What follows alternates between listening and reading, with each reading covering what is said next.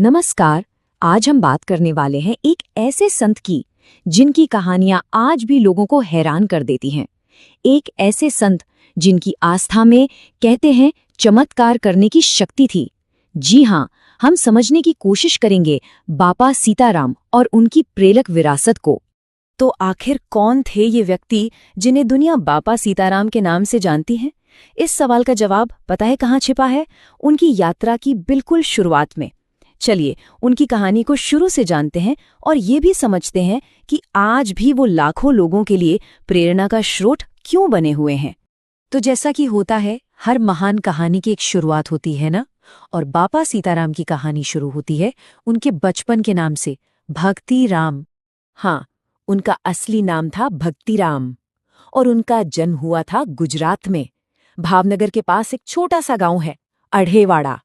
और बस यहीं से एक ऐसे साधारण से दिखने वाले बालक की कहानी शुरू होती है जिसका मन, पता है, बचपन से ही अध्यात्म की गहराइयों में गोते लगाना चाहता था। तो देखिए, उनका जन्म हुआ 1906 के आसपास और कमाल की बात यह है कि बहुत ही छोटी उम्र से उन्होंने धार्मिक यात्राएं शुरू कर दी थी।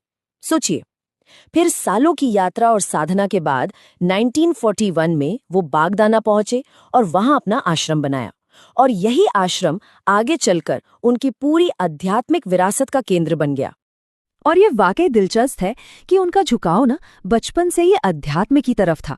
उनके माता पिता हीरादास जी और शिव कुंवरबा, उनसे जो संस्कार मिले वो तो थे ही, साथ ही उन्होंने अपने गुरु सीतारामदास बापू के मार्गदर्शन में यात्राएं की और बस एक बहुत ही सरल और भक्ति से भरा जीवन अपना लिया।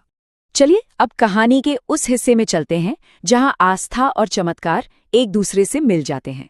ये वो किस्से हैं, वो कहानियां हैं जो भक्त आज भी बड़े चाव से सुनाते हैं। तो जरा सोचिए, एक घना जंगल है, भक्तिराम अपने गुरु और बाकी साधुओं के साथ वहां से गुजर रहे हैं और तभी अचानक उनका सामना एक ऐसे खतरे से होता है जिसकी किसी ने कल्पना भी नहीं की थी। और बस यहीं पर कुछ ऐसा हुआ जिसकी किसी ने उम्मीद नहीं की थी। जहां एक तरफ बाकी सब डर से कांप रहे थे, वहीं भक्तिराम ने एकदम शांति से भगवान का नाम जपना शुरू कर दिया। और लोग कहते हैं कि उनके जाप में इतनी शक्ति थी कि वो खूंखार जानवर भी शांत हो गए और पीछे हट गए। उनके साथी साधु, वो तो बस हैरान होकर देखते ही रह गए। अच्छा, एक और कहानी है। ये कहानी हमें ले जाती है मुंबई के पास के एक गांव में। अब इस गांव की एक बहुत बड़ी समस्या थी, पीने के पानी की जबरदस्त कमी। तो बापा ने क्या किया, उन्होंने उसी सूखी धरती पर एक कुआं खोदना शुरू किया। और फिर जो हुआ वो एक चमत्कार से कम नहीं था। जहां चारों तरफ सिर्फ खारा पानी था, वहां से मीठा शुद्ध पानी निकल आया। उनके बस इस एक काम ने पूरे गांव की प्यास बुझा दी और वहां के लोगों की आस्था को हमेशा हमेशा के लिए बदल कर रख दिया। तो देखिए, उनके चमत्कार तो खैर कहानियों और किस्सों का हिस्सा बन गए, लेकिन उनकी जो सबसे बड़ी विरासत है ना, वो आज भी बागदाना में जिंदा है। चलिए अब जरा उनके बनाए हुए आश्रम के महत्व को समझते हैं। याद है वो आश्रम जो उन्होंने 1941 में शुरू किया था? वही आश्रम आज बागदाना धाम के नाम से जाना जाता है। और ये सिर्फ कोई इमारत नहीं है, बल्कि दुनिया भर में फैले उनके भक्तों के लिए एक बहुत ही पवित्र, एक बहुत ही महत्वपूर्ण तीर्थ स्थल बन चुका है।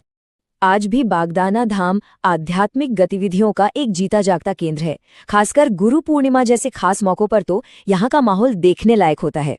यहाँ जो भक्त आते हैं ना, उनका मानना है कि इस जगह की मिट्टी में आज भी बापा की आध्यात्मिक ऊर्जा महसूस होती है। एक ऐसी ऊर्जा जो मन को एक अजीब सी, एक अनोखी शांति देती है। और सच कहूं तो यही विश्वास उनकी सबसे बड़ी, सबसे स्थायी विरासत है। भक्त ये मानते हैं कि बापा भले ही शरीर से हमारे बीच नहीं है, पर उनकी आत्मा, उनकी ऊर्जा आज भी बागदाना की उस धरती पर मौजूद है और हर आने वाले को शांति और प्रेरणा देती है। तो आखिर में एक सवाल जरूर मन में आता है कि किसी कहानी में इतनी शक्ति कहाँ से आती है कि वो पीढ़ियों तक लोगों की आस्था का केंद्र बनी रहती है? क्या वो चमत्कार है, या फिर सेवा से भरा एक सादा जीवन, या कुछ और ही है?